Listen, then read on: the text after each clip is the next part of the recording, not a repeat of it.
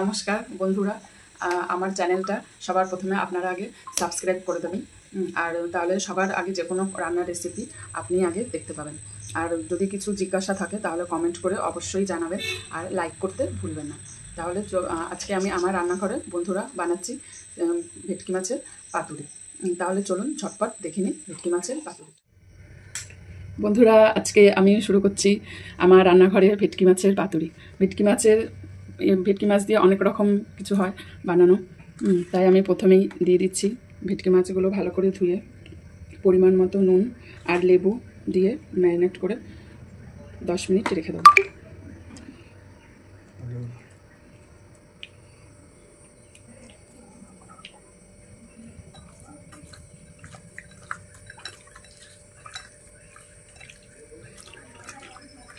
মাছটা ম্যারিনেট করা হয়ে গেছে, এবারে আমি পাতুরির মশলাটা রেডি করব।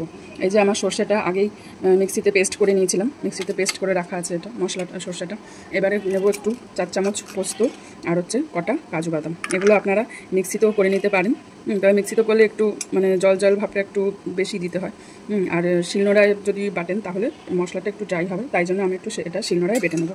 আর পোস্তটা একটু জল দিয়ে একটু ভিজিয়ে রাখবো, তাহলে তাড়াতাড়ি হবে। আর তার সাথে কাজু বাদামটাও। আর মশলাটা যত ড্রাই হবে তত মাছের গায়ে ভালো লেগে থাকবে। মশলাটা এবার আমি নিয়ে নিচ্ছি শিলনোড়ায়, পোস্ত আর কাজু বাদামটা শিলনোড়ায় নিয়ে এবার আমি মশলাটা বেটে নেব।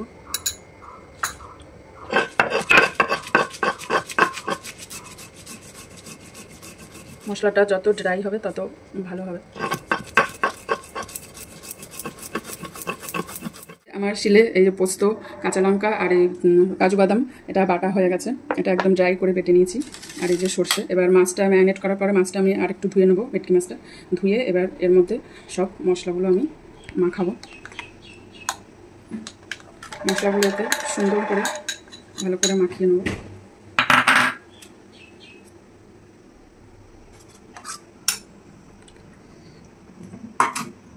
এরপর দিয়ে দেবো পরিমাণ মতন একটু নুন, তারপরে দিয়ে দেবো পরিমাণ মতন হলুদ, তারপরে দিয়ে দেবো সরষের তেল।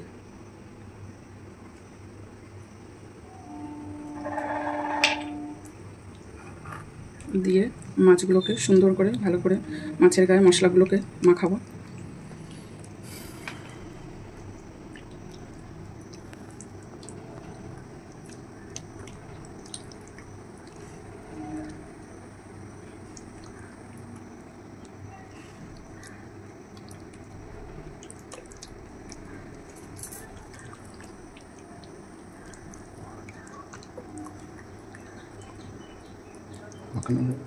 এই যে এবারে মাখানো হয়ে গেছে, এবারে আমি কলা পাতাটা এবারে আমি গরম জল একটু বসিয়ে দিয়েছি গামলা। এবারে কলা পাতাটা আমি জীবাণুমুক্ত করে নেবো গরম জলে দিয়ে, তাতে কলা পাতাগুলো ফাটবেও না।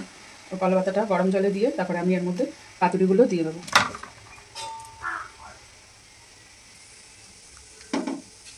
এই যে হয়ে গেছে গরম জলে, এবার ফুটিয়ে নিয়েছি। এবারে আমি কলা পাতাটা ভালো করে মুছে পরিষ্কার করে এবার যে মাছের পিসগুলো ভালো আছে ভেটকি মাছের, সেই পিসগুলো আমি ওপরে দিয়ে ওপরে একটু এই মশলাগুলো দিয়ে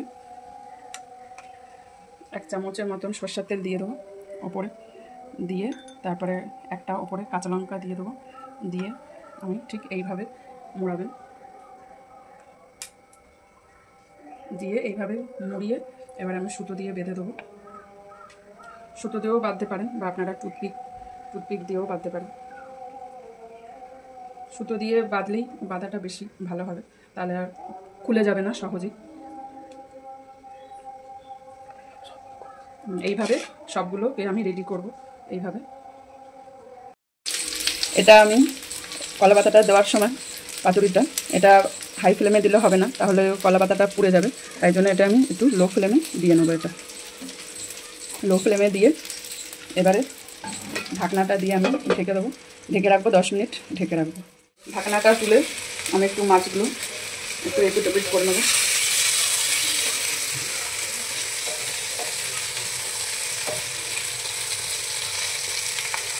এপিট ওপিট করে উল্টিয়ে আবার একটু ঢেকে রেখে দেবো। এই যে এবার আমি ঢাকাটা তুলে নিচ্ছি, ঢাকাটা তুলে নিয়ে এবারে আমি মাছগুলো তুলে নেবো। আমার যেহেতু তাওয়াটা ছোট, আমার ওই জন্য সব মাছগুলো একসাথে দেওয়া যায়নি, 4টে করে করেছি, আবার 4টে আবার পরে দেবো। এই যে দেখুন কি সুন্দর হয়েছে মাছগুলো ভাজা এপিট ওপিট করে।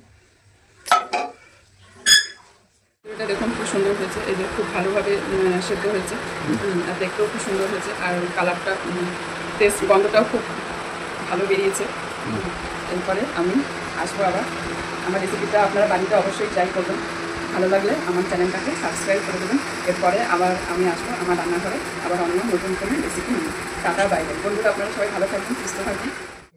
ভেটকি মাছের পাতুরিটা খুব সুন্দর হয়েছে, আমার এটা খুব ফেভারিট, আর এইটা খুব ইয়াম্মি হয়েছে।